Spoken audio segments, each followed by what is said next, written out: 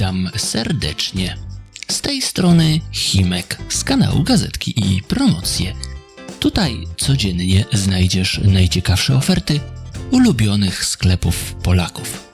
Zapraszam więc do zapoznania się z ofertą i liczę, że przedstawione informacje przydatne Ci będą podczas codziennych zakupów. Zapraszam więc do obejrzenia i mam nadzieję, że szybko ponownie się usłyszymy. Zachęcam do zasubskrybowania kanału i życzę udanych zakupów i niezwykle miłego dnia.